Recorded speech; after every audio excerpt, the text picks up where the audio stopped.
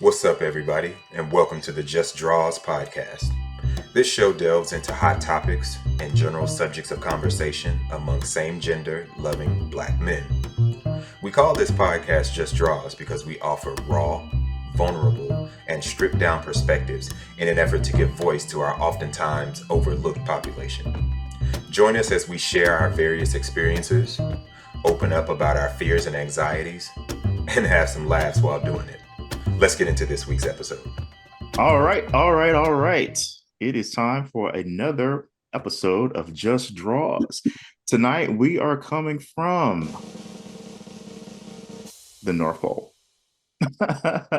As this is our bonus Christmas episode that we've recorded or that we are recording right now. So we're just gonna have a light-hearted conversation tonight. And along with me, Jeff, we have Darius, Brandon, Sean. All right, Sean is back. He was absent that last recording. We missed him. But we're glad he's back. That is right.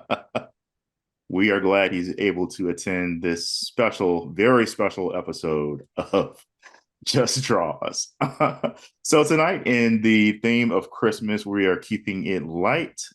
We're going to talk about one of our favorite Christmas memories later on in the show. But we're going to kick it off. He's got some games for us tonight. So we're going to start with those. So I'm going to toss it over to Brandon and we'll see what game he has for us tonight. All right, guys. For the first game, we're going to play a game called 86. It's basically one gotta go, but I just wanted to use 86 terminology just coming from my background. For people who don't know what 86 means, that means like when you're out of something at like a restaurant or a bar, like there's no more, we're out of the chicken or there's no more Grey Goose or something like that. You call it 86. So we're 86ing one of these music groups. We're all going to pick one and we're going to 86. So our options are, we have Boys to Men, we have Jodeci, we have Next, and we have Blackstreet. So from those four, we have to pick one that we got to get him out of here. Ain't no more. Okay. Is everybody familiar with all four of those groups? John. I have no idea who Next is, so that's who I'm cutting. Oh no. So they're 86 for Sean. As soon as you listed them. Right off the gate. Hold on. Let's see if he knows all four of these. Gosh. We can throw in another group that you know instead of Next. I'm perfectly comfortable with my choice. Okay. He is good. Who would have been the other group that you would have thrown in that he might have known? The Whispers. Not the Whispers. I know them. You know the Whispers. I know He knows them. the Yeah, Whispers. oh yeah, I know them. All right, so I guess I'll go ahead and go first. Okay. So for me, it would also be Next. Boys to Men, you can't really get rid of Boys to Men and Jodeci, and I'm a really big fan of Blackstreet. Blackstreet is one of my favorite groups, so they can't go anywhere either. So Next is on the chopping block for me. Okay. All right.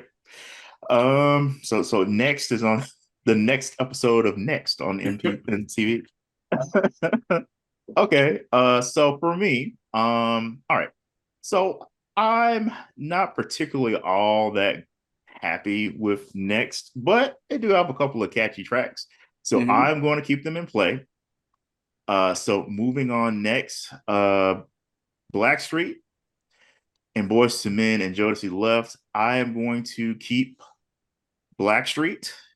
They've got some also catchy tracks as well as some good features. So definitely going to keep them in play. So that leaves us with Jodeci and Boys to Men. And for me, I'm going to have to tell them to never be my baby because I don't like Jodeci at all. They don't have a single song that I like. Nothing in their catalog is Wow. I've never liked that group. The second I heard Forever My Lady, I was like, this is some bullshit. And It came out, I think, when I was in the 7th or 8th grade or 9th grade, one of them times, and I was never into music like that, like sappy love songs and stuff. So I was like, this ain't for me. Y'all can have it. So they've never been able to redeem themselves for me. So sorry, Casey. That's what I was Joe. about to say. That Jeff, you don't like slow jams, or slow jams are not really your thing. And so I figured it was either going to be Jodeci or it was going to be Boys to Men, because both of them have very memorable slow jams or love songs. So I said, okay, it's probably going to be one of those two, because Jeff is into more upbeat stuff. So Yep. No, I am. And Black Street next. Boys to Men all fill that bill very well. And just out of this group, Jodeci's got a 86. yeah, I definitely can't agree with that. For me, it's definitely Next as well. I was going to say the same thing as Sean. I like Next, but there might have been maybe 3 songs that Next kind of came out with that were memorable or popular, and then some of the other stuff was really more so from RL, one of the main singers. So he did a lot of features with some other people. So I can't even put that in the same category with Next. But Blackstreet, definitely, I bought all 3 of their first 3 albums. Boyz II Men is my all-time favorite male R&B group, period, point blank.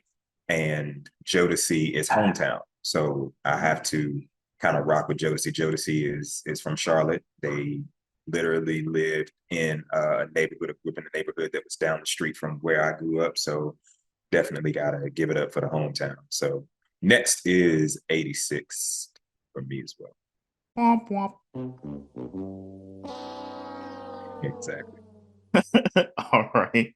Well, Sean has already given us, that Next was gone right out the block. But do you have anything to say about the other contestants in this category? Any praises? Any liked songs? I like the other 3, and as I do my little internet search, I'm like, no, the other 3 I know, but like this next group, I was like, I have no idea these songs. I do see that they did a single with Naughty by Nature and a single with Jaheim, and I know those people, but I have no idea who Next is. I like the other 3 groups. So you don't know you don't know Too Close? The song Too Close? I know. I'm sure if you heard it. I'm sure if you heard it, you would be like, oh, that's them. Because I've been to a party, I've been to an alumni party where people were, 60, 70, 80 years old. And when that song came on in the party, everybody got up, like all of them got up. And I was like, I didn't think y'all knew this. You went to an HBCU. I went to a very large state research university. but let's say there's Black people who are 60, 70, 80 years old. We've been to a party with them. Yeah, I'll be 60 next year. Right. So I was like, so you're part of that population that jumped up when that song came on. And I was like literally in shock, because at this time I was in my 30s and I was like, whoa, wait a minute, y'all know this? And that's Too Close? Is that Too Close? Yeah. Okay. Yeah. I see. Well, I see it listed. It's like it's their number 1 hit. Yeah, nasty as hell, but it's and that's what shocked me too, that people knew maybe they didn't know what it was. Maybe they hadn't listened to the lyrics. They do, please. Maybe. Black people are nasty. They're nasty. Well, yeah. They just pretend like they're not. And are. But but then I think about some of the old songs that we listened to that we might not have gotten the context for. Like literally, I was in my early 30s, late 20s, early 30s when I really thought about the Pointer Sisters. I'm So Excited. And I was just like, wait a minute, this is about orgasms. Like, okay, interesting. Next started when I was 28. So, okay. And But I can say that with that. Oh, go ahead. I'm sorry. No, I was just going to say I'm actually going to play this song Too Close so I can hear it and see whether or not I recognize it. And we're gonna watch his head bob, and his eyes are gonna light up. No, he's gonna go. I got headphones on, so it's kind of hard to do though. Do it all at once. But I have it on my phone. So Okay, cool. Yeah, I was gonna say with Too Close, I never really paid too much attention to the lyrics until like later. Like I just was like the beat, the beat, the beat. And yeah, I was that song was probably out for like a couple of years before I realized what it was really about because I never really like listened to the music. I never added it to a playlist of mine, and so it was never like in my personal like loop of songs. I never bought one of their CDs. But I would hear the song on the radio, but it would just kind of like be like background music for me. But I'm not ashamed to say I didn't know what the context of that song was. So Yeah, I the mean music. that's sounds like somebody getting edged or something and just about to, explode, blah, blah, blah, blah. Which, I mean, that's no different than like Prince songs. In the song? No, I'm saying that's what it sounds like. You guys make it no. sound like the content is like so nasty that No, it's not that. Oh no, Yeah, it's not nasty. Super, yeah, it's not super nasty, but Yeah, it's not. I mean, it's not blow the whistle, Yeah. or yeah, I know that one. Yeah. Oh, well, see, look, come on, dude, and blow the whistle like came out probably what 5 years ago, something like that.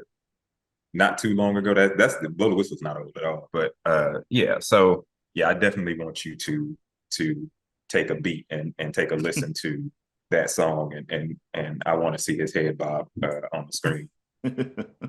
Whose song is Blow the Whistle? Like Too Short. Okay. Yeah. That and Uchi Wally. I mean, that's another. Yeah, that's one of my songs. I love that song. And Put It in Your Mouth. That's all of these songs. Yeah, that song got straight to the point. Right. Just straight into your face. All right, cool.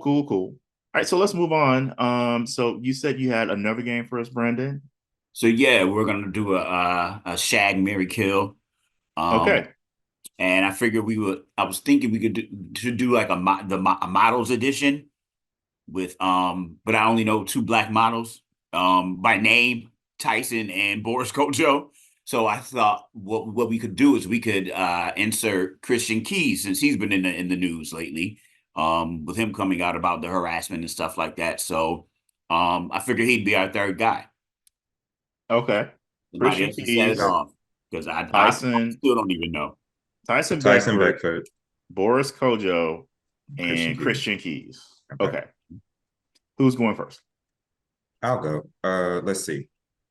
Tyson, I would shag. Boris, I would marry. And Christian, I would kill. Rationale. Tyson is definitely eye candy. I've seen Tyson on interviews before, and I've seen him, on like shows and stuff like that. And there doesn't seem to be, for me, enough conversation that would keep my attention. So I wouldn't want to marry somebody that I can't have conversations with. Now I can look at you, we can get it on, and we can press, but I need to be able to have a lot more substance with you in that respect. So Boris is somebody who I've seen interviews with him. I've seen that he is very articulate. He knows, I forgot how many languages. I feel like there's 6 or something like that. I don't know why 6 is sticking out in my mind, but I know he speaks multiple languages, very articulate, and he is very, very good eye candy as well. So that's the marry. And then of course Christian, I don't know a whole lot about him other than him being in a few Medea plays, and I know him from All Rise. I used to watch All Rise I watched it when it was on CBS, and then I watched it again later when it was on BET. It just wrapped on BET. And so he actually replaced the actor who played the main character, Simone Messick, I think is her name, Messick, her husband. So he replaced the husband in like season 3, maybe, when it moved, right before it moved to BET, or right when it moved to BET. He was the new husband, and so I got to know him then. So yeah, so just because I don't know that much about him, that's the only person I would kill. Yeah, I don't think you're allowed to stay articulate with respect to Black people. I just want to point that out. And why is that, Sean? So they describe us when you sound knowledgeable. So I actually mean articulate. Yeah, I need. So, they can actually say yeah, words. Oh, yeah. And they actually have a vocabulary. Yeah. My lineup is the same as yours, by the way. So it's like, Tyson's hot and all that kind of stuff. But it would be like, okay, yeah, we kicked it. That was great. Boris, for a number of reasons, he's hot as all get out. Just seems like a really good person, well-traveled, speaks many languages, just like on point in so many ways. So Tyson I'd kick it with. Boris I'd marry. And since I have no idea who Christian Keys is, again, my friend, the web search tells me who he is, but I have no idea who he is. So yeah, I'd dispense with him. We need to get you out of the house more. No, we do not. No, I am perfectly happy with my cultural references living in the 80s. Like, I don't need to know who these people are. They're not relevant to my day to day. We just want you to know a little bit. I don't even know that many young people. So it's like, I don't need to know who these folks are. Okay. All right, so I'll actually go ahead and piggyback off of you guys because I have the same lineup. Which is interesting. I mean, that's going to be the rotten apple that spoils the bunch. But yeah, I mean, yeah, Tyson for obvious reasons. And Boris just seems, he's family oriented. You never hear about him caught up in any mess or anything like that, like tabloids and all that kind of stuff. And especially, being such a beautiful man, like he could have really been running the streets, for a long time before settling down with Nicole, but he, did his thing and, wiped her up. And yeah, Christian Key, just because he's just the most random one to me. Like I'll kill him. Like, why not? Okay. So I'm thinking maybe you should have inserted Shamar Moore in Christian Keys' place. You're right. I'm fine with that one too. I mean, it would still be the same lineup. It's right. the same for me. I think he's cute, but yeah, between the other two, I'd still have to take the other two. But yeah, that's a good insert, Jeff. This is Sean I wish speaking, you had suggested that, Jeff. No. We could do a mid-game substitution, and the lineup's still the same for me and Derek. No, this game is still the same. This game is 75% complete. That's all right. It may have been that Christian Keys may have blown out like his quad or something like that. He may have gotten a compound fracture, so he needed to be removed from the game. How about that? I mean, if he's not, if inserting Shamar into this lineup does not change your love for Tyson or Boris, I don't think it matters either way. Yeah, because I don't hate I don't hate him, but it's it putting him in with the other two. I'm like, nah, yeah, no, I'm gonna go with the other two. Okay, all right. So I'm kind of torn here because this is a good lineup. So I'll start with Christian. He is an attractive man. And I don't really follow him or whatever, but I mean, I saw his little thirst trap photo that he posted. I mean, he looks good. I mean, I don't know how old he is, but he's attractive. And he's a year older than you. I'm sorry? He's a year older than you. Remember, I did a web search. Okay. As far as he seems new, quote unquote, to me, like I've known who Tyson and Boris are for years. They've been in the game for a while. Christian just seems like he just popped out of a Medea play not too long ago. So I mean, he's definitely attractive. Tyson, geez, I had a slight infatuation with both him and Boris, and they were very impactful in my younger years. So while I would definitely like to shag Christian, I'm going to go ahead and knock him off. So bye. Sorry, Christian.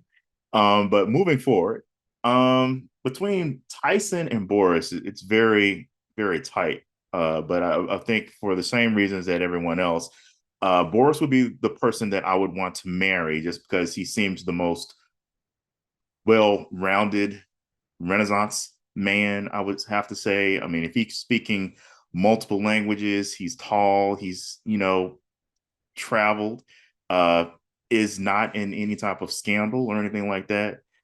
He would definitely be the one to go for. He's kind of got a little flat butt on him, but I can work with that. Little booties matter.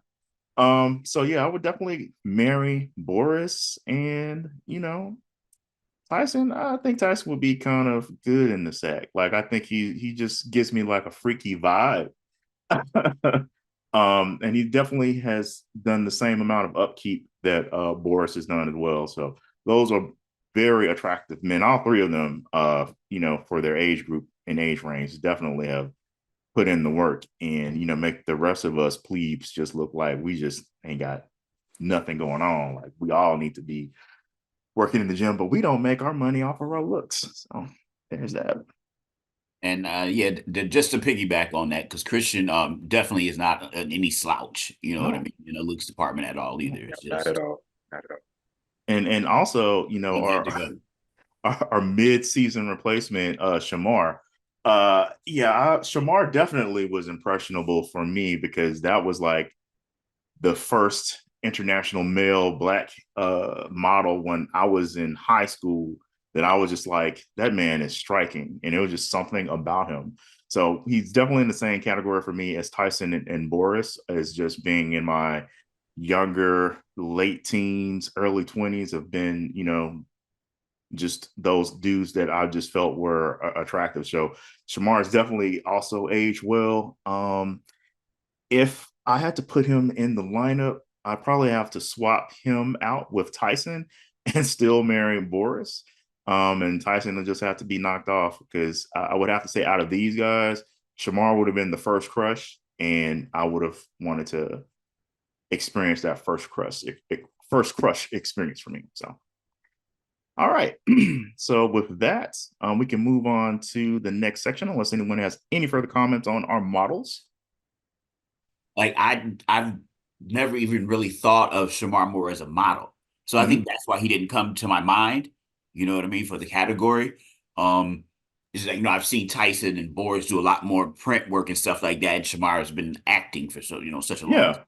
So it just didn't resonate to come into my mind. But that Yeah, was he definitely, great. you're right though. He definitely started. I know that of course one of his the biggest things I think that we started to see him on was if we had black parents and grandparents, which we all did, that he was on Young and the Restless. So I think that was where I kind of really started to see him. But then, when he started hosting Soul Train, I was like, okay, yeah, I don't know about this. Yeah, he definitely, started out with doing modeling and then he just kind of moved on into acting. This probably was his whole, career design from the beginning anyway. So can't really blame him for that. All right. So with that out the way, thank you, Brandon, for your games and hosting that. We look forward to doing that more in the future, either those two games or something else you may come up with. So looking forward to how that evolves that was good. That was good. Yeah, as our podcast grows. All right. So the next thing we want to do, and keeping into the holiday spirit, we are going to talk about one of our favorite Christmas gifts. It can be from when you were a child, young adult, or as the current aged adult that you are. So I will go first. So probably for me, one of the most impactful Christmas gifts was something that I never even asked for, something that I didn't even know I wanted this. So back when I was a kid, probably about second, third grade, I ended up getting a computer for Christmas. It was an old Radio Shack Tandy TRS 80 color computer that you would connect to your TV, like Atari or Nintendo.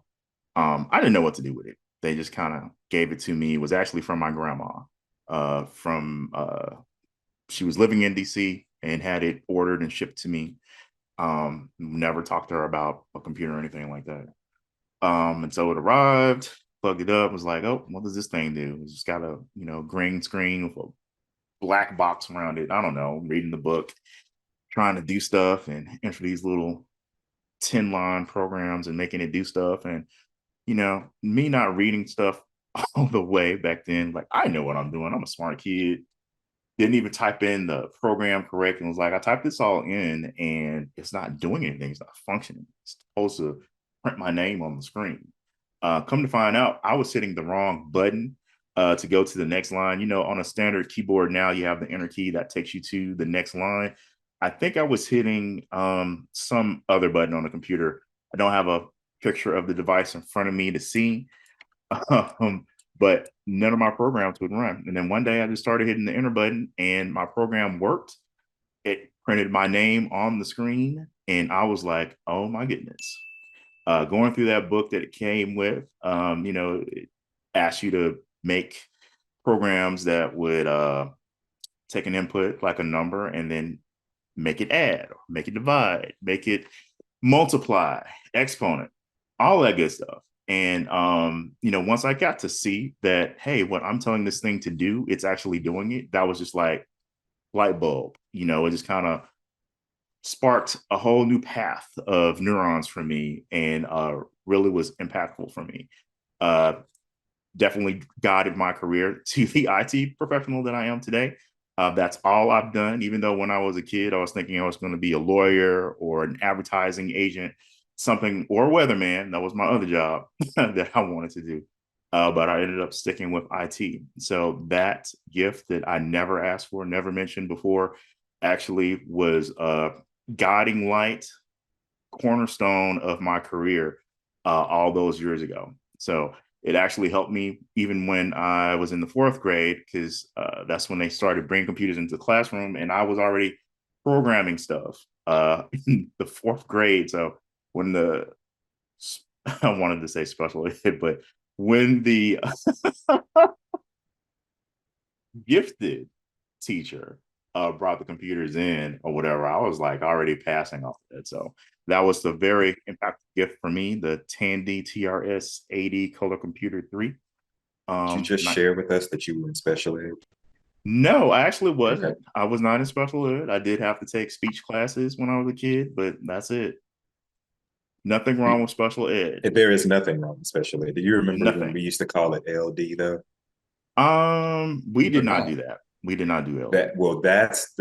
They used, I mean, and I think learning disabled and special ed, I think if you can put them next to each other now, they would kind of be synonymous, but I remember that was the thing. It was LD and then it was EC. So EC was exceptional child. So what was EC again?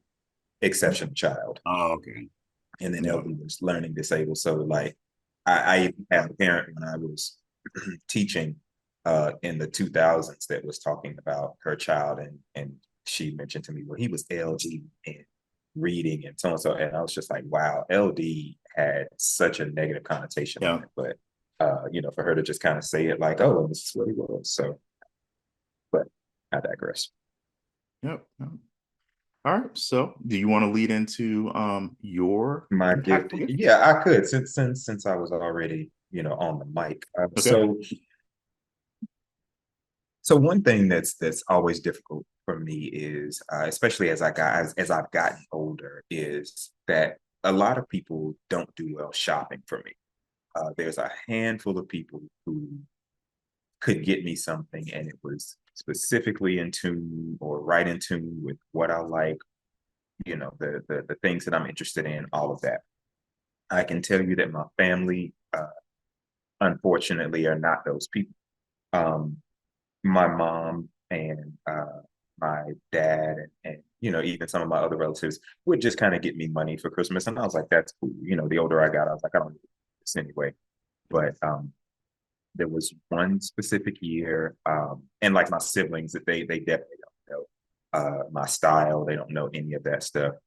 They just they get what they think might work, and then they and it doesn't. It normally doesn't. My sister bought me some socks one year, and I was like, why did you get me these women's socks? And she's like, no, they're not women's socks. And I was like, yes, they are. And it said it right there on the package. I was like, okay, no, ma'am. But one year, my mother, she did an awesome job this year. I don't know if she got some sort of bonus at work or what happened, or if she really actually put some thought into the gifts for that year, because normally she won't get us anything. She usually just buys for the grandkids. Me and my brother might get $20, $25, something like that, and a card. But that's it. And I'm fine with that.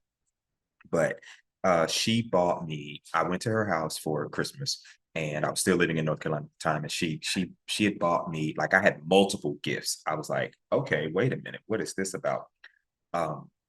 Everybody wears these puffer jackets now, but there's two different types. There's the thicker puffer jacket, but then there's also like a smaller, like a thinner puffer jacket. And so I had already bought 2 puffer jackets and you got them from JCPenney. Well, at the time JCPenney had them. And that's JCPenney without an S.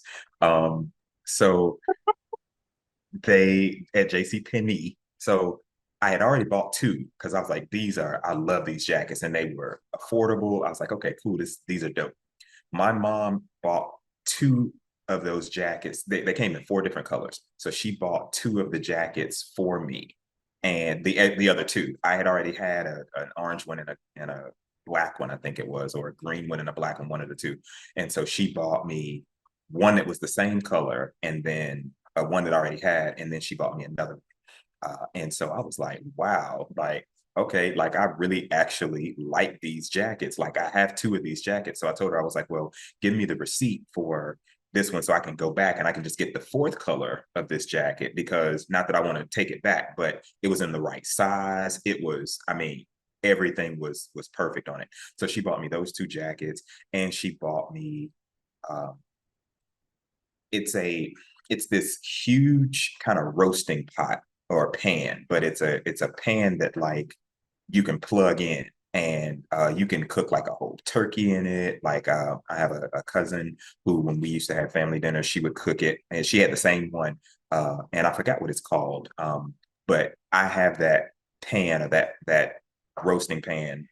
Nesco. So it's a what? Nesco.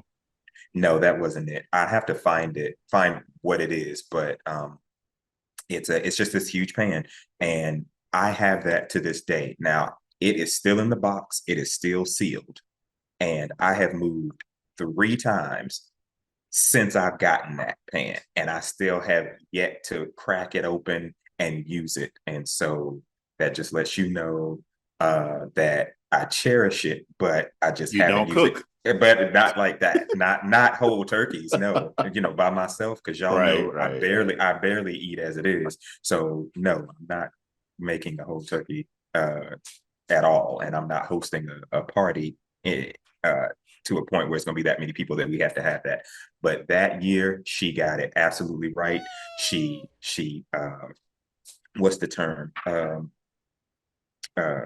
She knew the assignment. Is that the term? Yeah. Understood the She assignment. understood the assignment. Yeah, assignment. I was like, what's the term? Yeah, she understood the assignment. She got it all right. I was like, wow, like literally. And I remember talking to my brother about it, and I was like, what gift giving steroids was your mom on this year? Because she got this all the way right. I forgot what she got him, but all his stuff was on point. And so that's one thing that was absolutely memorable for me. And I remember talking about it for years. I was like, yeah, normally my mother does not do well with this. It's usually just some money, and that's it. Except for when I was younger, and then I knew exactly what to tell her that I wanted. So that was probably really helpful for me. Yeah, I think I know the type of pan that you're talking about, or roasting thing. I've never had one, but I've seen them at other people's homes before. So that's cool. All right. Well, I don't know, what was I, maybe 3 or 4, and I have such a vivid memory of this. I got My Buddy for Christmas, And I wanted that, the commercial used to play all the time, my buddy, my buddy. And so I'm like young and I sing the song all the time, like wanted me and my buddy. Then it came out with a black one. So everybody knew I wanted my buddy for Christmas. And of course, on Christmas Day, I don't open up with my buddy. So I mean, not really. I got so much other stuff. Like my mom was such a shopaholic, like it was ridiculous. But at the end of the day, because we would all go to my grandmother's house on Christmas Day, like me and all my cousins, aunts and uncles, my mom and everybody. And my grandfather walked in the end of the night with a big box for me to open up. And I didn't know if it was going to be my buddy or not. I wasn't even like expecting it at that point because it hadn't happened. And it was my buddy. I was so happy. Like, Oh, right. That toy was like everything to me. And it's so crazy because as me and my cousin got older, another cousin was close to my age, like so we spent like a lot of time together. Like he'd sleep over and I sleep over, all that kind of stuff. And so we used to play wrestling. And I had bunk beds that were taken down. So yeah, we had the unbunked beds. And so, they had like the corners on them. We used to pretend those were like the turnbuckles on like the wrestling ring. And my cousin ended up, and we were using my buddy as like our opponent. So we're fighting. He's the person we're fighting, and my cousin rammed his head on the corner on the turnbuckle, and the head rolled off, and that was the end of my buddy. oh But I no. had it for quite a few years. Yeah, that is still one of my favorite Christmas gift memories. when you Absolutely. when you started that and you got ready, you said that that's what you wanted, and you were expecting to open it up on Christmas Uh-huh. morning, and you were like, and so when I got ready to open it, I just knew it was going to be my buddy, and what I opened was I thought you were going to say something like, I didn't open my buddy, but I opened my pal or my homie, like something that The was like generic version. the The generic version knockoff that like version. like you don't get Barbie for Christmas, you get Linda, and it's like, okay, where did you get this from? Like, this isn't Barbie, this is Dollar Tree something else. Barbie. This is Family Dollar Barbie, but it's Linda, So I just knew That that's was what it my was. buddy. That was I was all ready for the laughter to come It in. was it was crazy because I remember one time my mother was so mad. I was taking a bath and I put my buddy in the bath with me, but they had like the mesh body. You know, I used to take toys into the bathtub and he had a mesh body. So it was like, Soaked up all that water. Yeah, right, right. So stupid. But yeah, no, that toy, that was my road dog for a while. because that was your So buddy. did you name him? No, You I just never called him did my it. buddy? Okay. No, it was just my buddy, like and you Okay. know how the novelty road, like for especially for kids, the attention span is so short. Like you move on to the next toy, and like, Hmm. but it was still very sentimental to me. So I kept it for all those years, and then my cousin over there playing wrestling done knocked Buddy's head off. So and Wow. that's why for so long to get that head to go back on, and it just was not working. So Buddy came to an end, y'all. Oh, poor buddy. Right. All right. Sean, you're next. Okay. All right. I'm talking about three gifts, but they were in fairly Okay. quick succession. So, first, when I was around 10, I got a 10-speed bike. It was a little big for me, but it was like, this is a big boy bike. And Nice. I loved that. Yeah, I had that bike for the longest time. Uh, second, second, when I was 11, I was taking piano lessons. So my parents got me a used piano. There's a whole story that goes around because it was stored. We didn't have a garage at our house, but some friends of ours a block over had a garage, and the parents getting the piano to our house Christmas Eve into Christmas morning. There's a whole story around that, but I won't go into it. And I wasn't awake for it. I just woke up in the morning and I had a piano in the living room, and that was fantastic. Piano lessons, they lasted for a few years, not for a really long time, but for a few years. Not you The giving us other, this teaser trailer. The other gift was, I can't remember if I was 13 or 14, but I really wanted a pinball machine, and so I got a 3/4 size pinball machine, and that was one of the best gifts ever as well. So those three gifts for me were clearly like the tops. And that pinball machine sat in my bedroom for many, many years, probably until sometime when I was in college. Do you still play piano? Not really. Okay. But you can play a little bit still? I can play a little bit, but yeah, it lasted for about 3 or 4 years, and it was fun. But for whatever reason, there were other things that came in, like work, money, and come home from that, it's like, I'd rather go to my job than sit down and play piano or take lessons. Got it.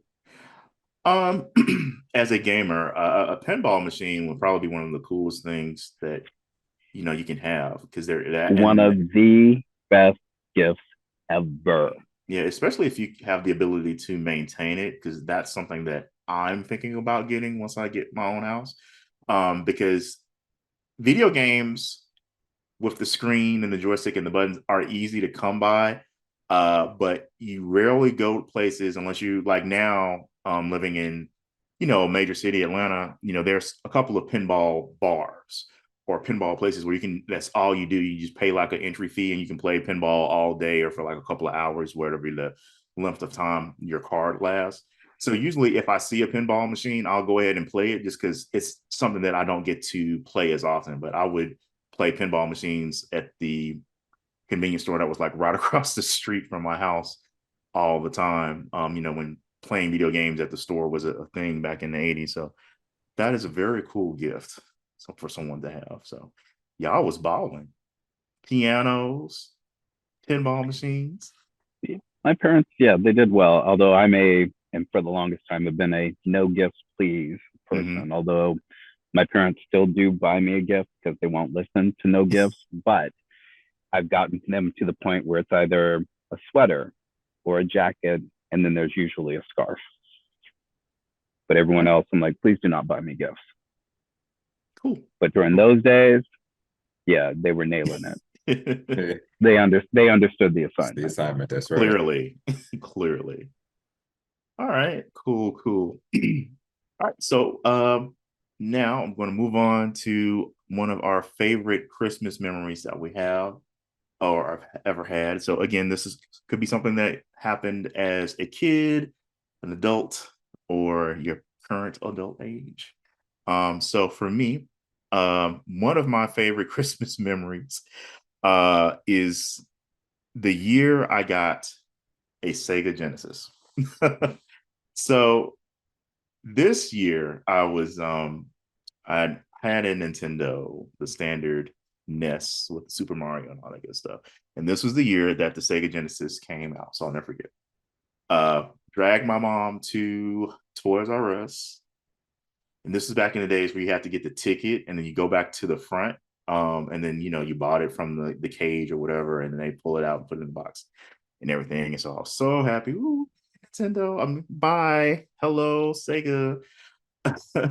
So I knew I had the gift already. So that wasn't a deal. It wasn't such a surprise. The condition was, obviously, I could not open it until Christmas Day. Okay, cool. That's fine. I can deal with that. That's not a big deal. So did she wrap it? Oh, it was wrapped. Okay. Swiftly. Okay. And I'm a goody two shoes. I was obedient. I wasn't, kind of like I had it already, so it wasn't no big deal. However, the thing is, I could not wait. I had to play that Altered Beast game, the pack-in that came with it. So Oh, you had that first Sega Genesis. I had the original, the big boy. Pre-Sonic. Yes. Okay, got it. I had the first year, early adopter version. Okay, so mom wraps the gift. I know what box it's in. I know where it is.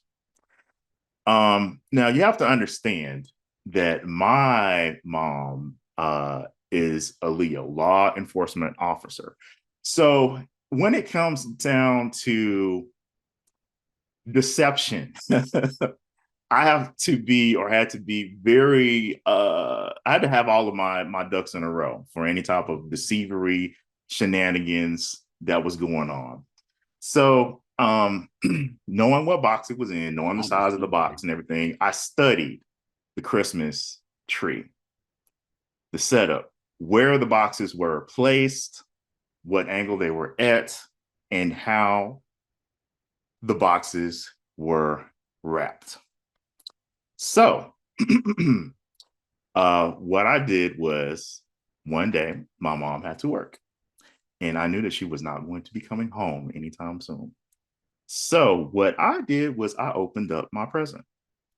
Now, again, I can't just open up the present and, it be wrapped and all that. I can't wrap gifts. I don't know anything about that whole process. So again, I studied where all the boxes were, how they were set up under the tree, and how the package was wrapped. I methodically and surgically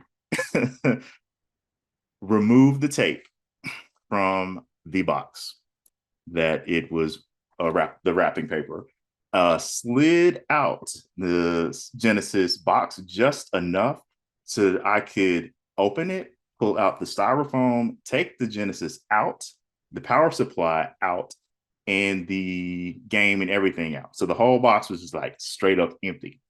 However, the Nintendo fits inside the box, which kept it the same weight.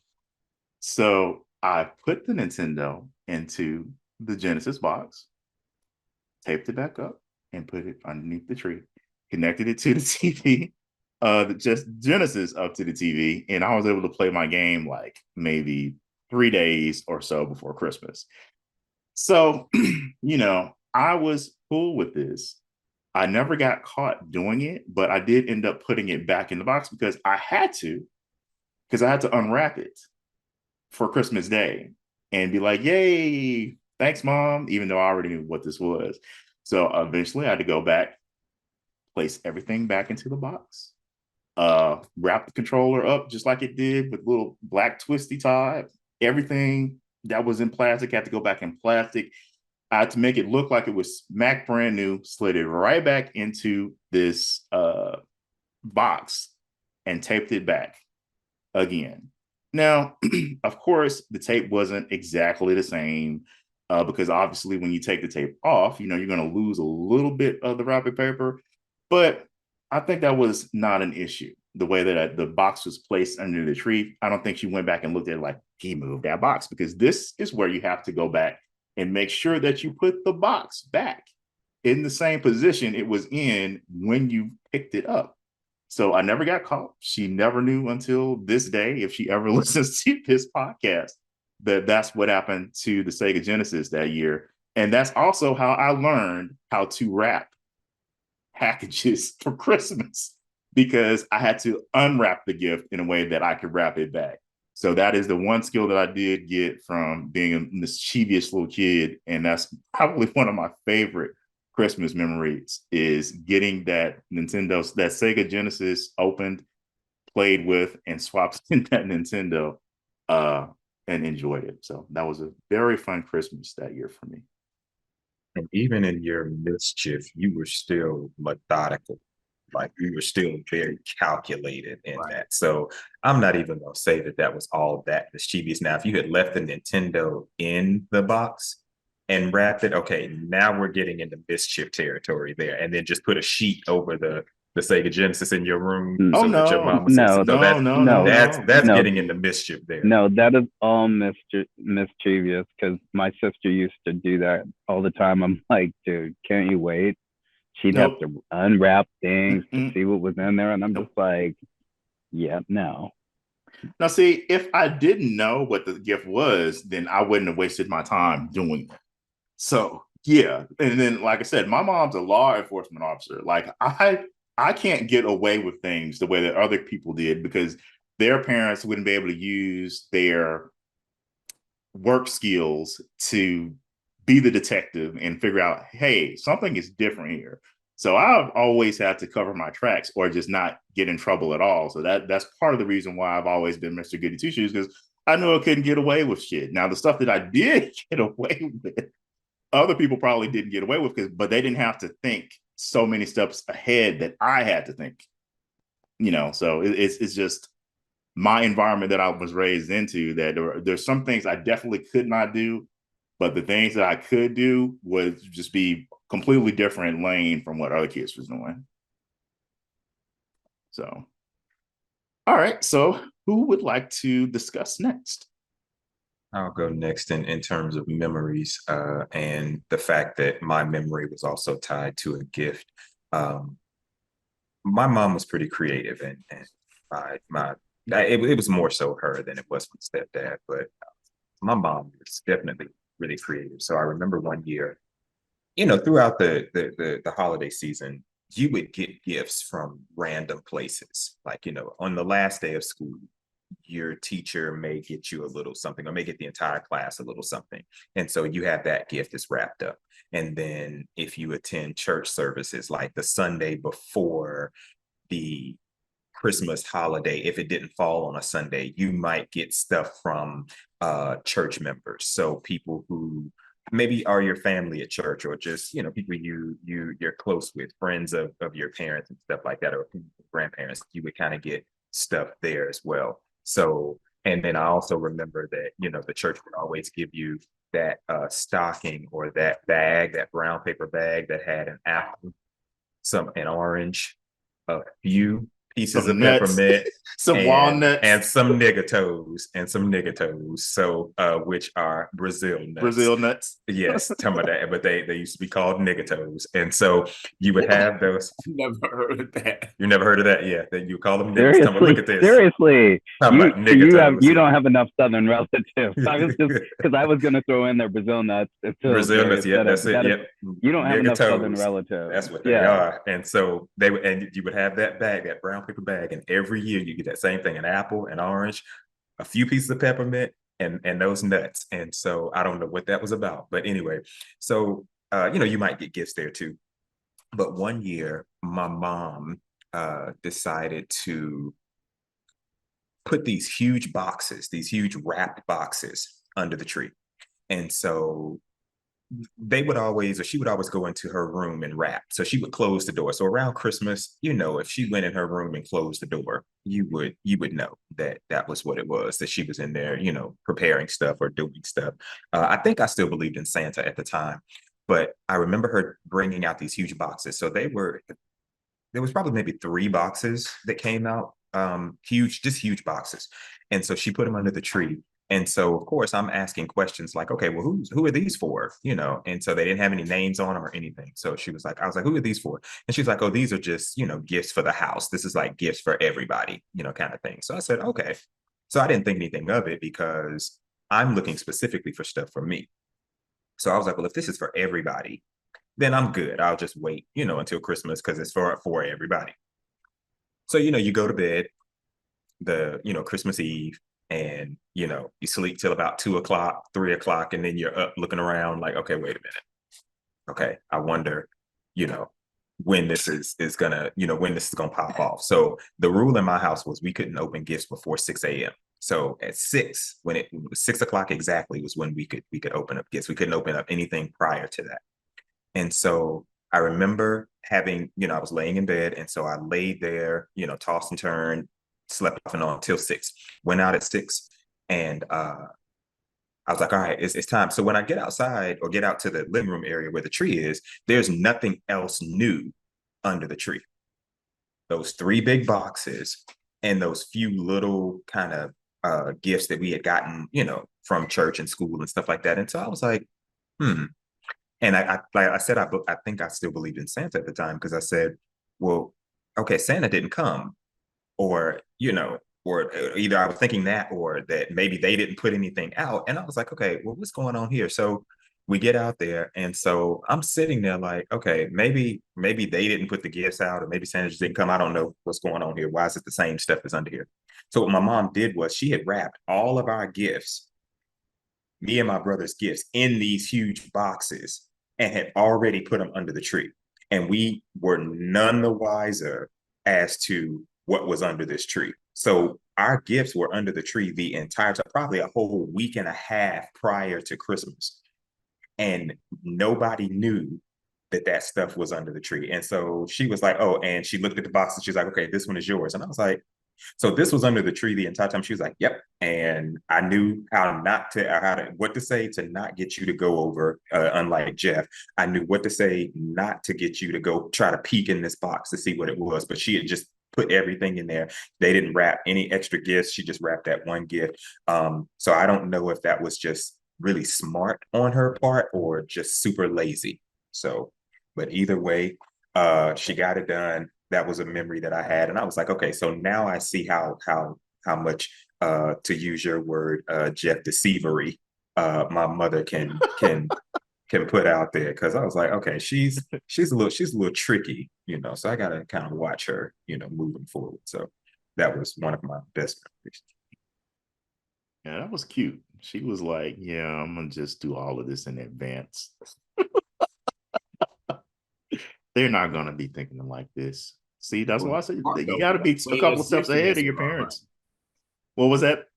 No, I said that's smart because there's way less gifts that she has to wrap. If she puts everything into one big box, she has to wrap is that one big box now. Yep, true. Yeah, that's what she did. But I mean, my mom is the same person too that'll cook Thanksgiving dinner on Monday, and it'd be in the fridge for the week, and you're like, I mean, we gotta warm this in the microwave. Like, we're not gonna just not gonna be cooked today. So yeah. So I was like, all right, that was the precursor to what we get now. So, thanks. All right. So who's next, Brandon or Sean? Well, I guess we might as well keep our same order from the last rotation around. Okay. So one Christmas, and like I said, my mom was like a real shopaholic. Like every weekend, she was at the mall or at some store. Usually her, my grandmother, her, one of her friends, and barely see her all damn day till she finally got home and I had to come outside and help with bags and stuff like that. So at Christmas, she was like overly ridiculous. Like we got so many gifts. Like it was great as a kid receiving them. But I'm like, why was she wasting all this money on all this frivolous stuff? Like, but yeah, so this one Christmas, there were so many gifts because like my mom would she would add gifts like under the tree as like the days went on and as she as she got them wrapped, like she like hide the stuff when she first bought it like in her closet. But me being a latchkey kid, I would just go and look in the closet like while I was home alone. And so I knew half the stuff. I just didn't know if something was mine specifically because my mom was an aunt who like bought all my cousins something to open up when we got to grandma's house and all that kind of stuff. So, like I remember a pair of boots that I thought were going to be mine were from my cousin. So, I got my jaw a little cracked. But no, this one Christmas specifically, there was gifts just all over the living room, like just tons, and there was just so much stuff. And my mom had just reached like a boiling point, and she was like so happy on Christmas Eve. You know how you usually get to like open a gift on Christmas Eve, like at midnight or something like that. When I tell you, my mother had us in there opening gifts. We probably opened like no joke, at least 10, maybe 15 gifts at midnight, and then still had a whole day of regular opening gifts the next morning for Christmas. Like my mother just wanted space. She wanted like boxes out of the way. And so, yeah, but I always remember that one because that's the only time where we opened that many things at midnight. And it's exciting because it's like, oh, I don't even have to wait until Christmas to get open all these gifts. Mm-hmm. And yeah, it was just a really, really mind-blowing experience for a kid. You know what I mean? It's like literally a kid in a candy store, basically. But yeah, that memory will always stick with me, opening all those gifts that night before and still having so many more gifts to open the next day. Like, Yeah, that's interesting because my household was not one of those open a gift at midnight type of deals, and I was always jealous Mine of wasn't those either. kids that they would at least get something that day before, like because I think I would hear people say like, well, my mom said that I got these 3 gifts I can open on Christmas Eve, but the rest of these they can't touch, but I can choose from this selection. So I would be like, that's cool, but they don't do that over here. Yeah, yeah, no, my we did that every nieces got year, to do that. at least one every year.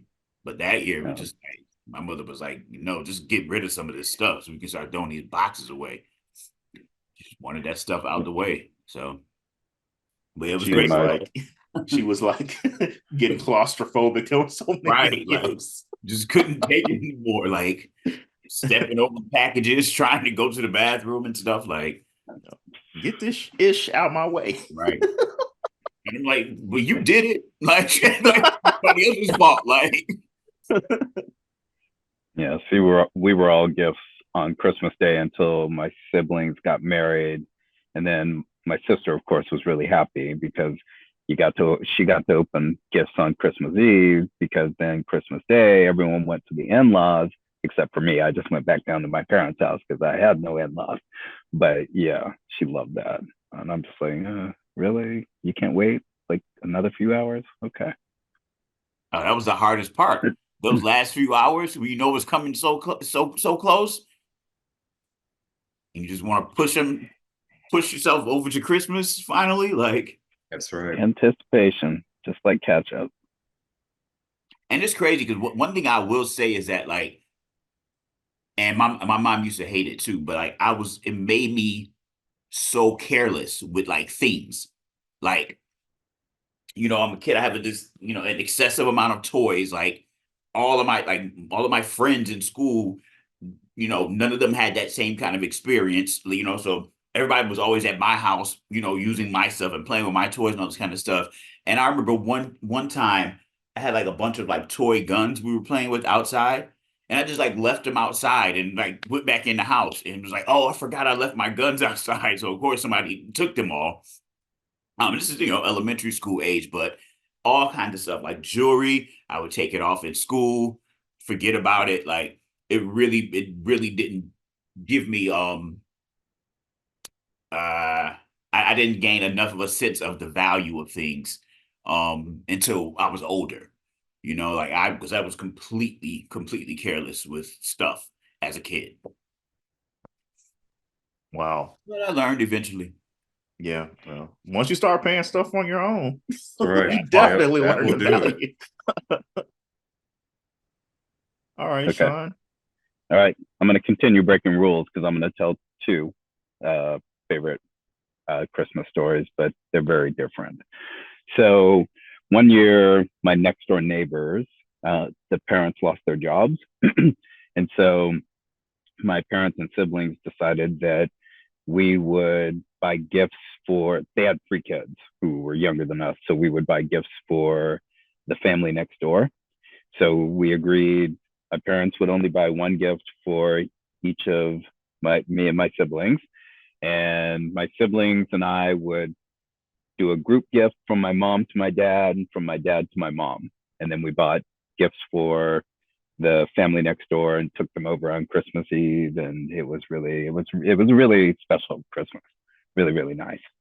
The other one is different. So after undergrad, I moved to France for a while, and I spent Christmas Eve with the family that owned the apartment that I lived in. And it was a really nice experience, simply because it's Christmas is really about spending time with friends and family. It's not the commercial aspect. I mean, there was the true Charlie Brown Christmas tree. I have pictures of it and everything like that. But it's just so much about just spending time with and family and hanging out. And it was just even, this was 1986. It was just such a different experience than kind of what goes on in this after Thanksgiving. It's like Christmas all up in your face all the time until through Christmas. And there it was just really a really nice, tranquil evening. It was really nice. Although I will say this, they eat really late on Christmas Eve. So I was like starving by the time dinner was served because I shoved as much food as I could in my face, but I didn't want to look too greedy because, I mean, there was a guest. So, but by the time they finally brought the food out, I'm like, dude, wow, you need to do this a couple hours earlier because this is way too late to be, I'm an American. I need to eat. They didn't have like any baguettes. No, well, they did, but I mean, I couldn't eat all of the snacks and hors d'oeuvres. I mean, they had people that had to eat. And if I'd realized that they ate as late as they did, I mean, literally, it must be 10:30ish when we had dinner. Oh. Yeah, and if I had known, I would have brought food from my place. But I was just like, oh my God, people serve some food. That's So, crazy. anyway, 11? Yeah. Man. It literally was like 10:30 or 11 p.m. I was like, no, you need, like, we got liquor out here. You need to have some food. Had they gone to the club prior? No. We literally were hanging out in the house.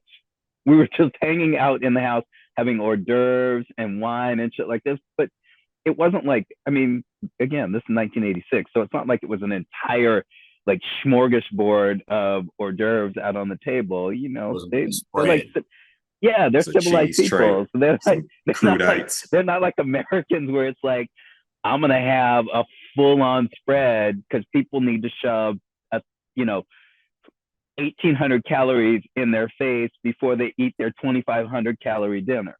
I mean, it's more like, here's your 250 calories, and then we're gonna serve you your 1,250 calorie dinner. Dinner was good though; it was banging.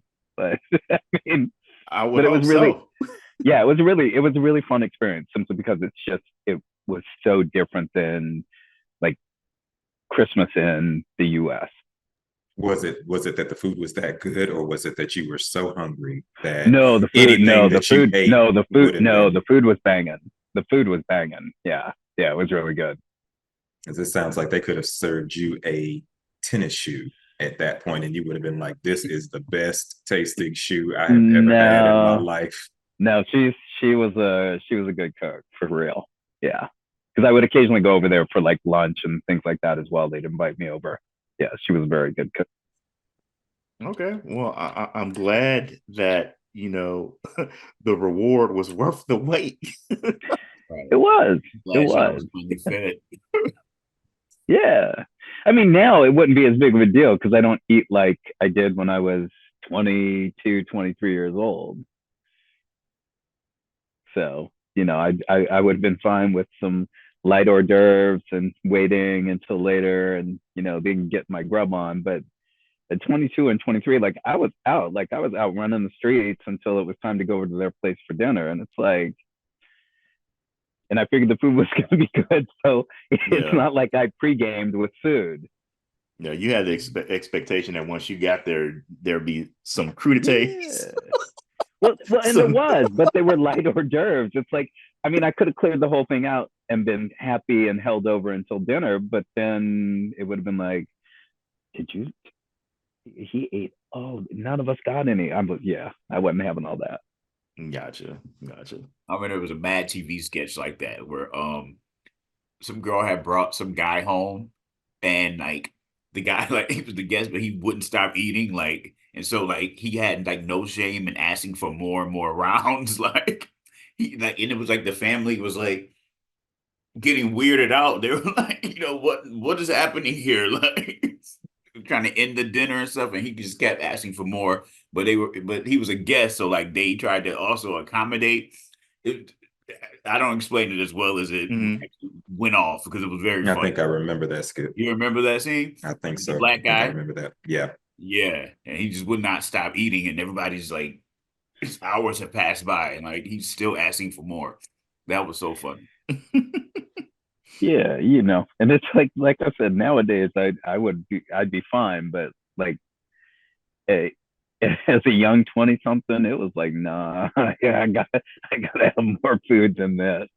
Right. Especially if you've been running the streets all day. Yeah. You was ready to. And I was in Paris. It was Christmas. I mean, there was a lot to see. There's all kinds of shit you got to do. Yeah. All right. Cool. All right. So that basically wraps us up. But I do want to ask just one more thing before we leave. So this is our last show of the year. Does anyone have anything that they're looking forward to in 2024 before we get to 2024? Hold on, before we get to that, I forgot I'm not supposed to swear on that. So oops. Oh, it's fine. Okay. Yeah, that we've been pretty censored tonight, so that one word it's gonna not kill us at all. All right. All right. Well, I'm definitely looking forward to our next season coming up. So we're already in the pre-planning stages of that. So our listeners, look out for that coming soon. But I'll just leave it at that. Yeah, I'm kind of looking for the same. I'm just looking for even more peace and happiness in 2024. 2023 was pretty good to me, so I was okay. I know there's a lot of people talking about 2023 sucked, but I was okay. Yeah, I was okay with how things went for me. So just hopefully more of the same for me. I can't wait for this year to be over. This has been one of the worst years of my life, but we don't even got to go down that rabbit hole. All right. We support you all the same. No. Sean? Nothing in particular. It should be a good year. Definitely. All right. Good deal. All right. So everyone, thanks for listening, and to our panelists, thanks for joining us all in this journey together this first season of Just Draws, and looking forward to what 2024 brings to us personally, individually, and as a team on this podcast. So thanks for listening, and we will see you next year. Happy holidays. Next being key. Y'all go and play next. Make sure play their jams, all their best jams. The 3 that they have, absolutely. The shade. All right, guys. We hope you enjoyed this episode. Be sure to like, share, and follow us on Apple Podcasts, Amazon Podcasts, Spotify, and YouTube at Just Draws, or at the @ Just Draws. That's JUSTDRAWZ.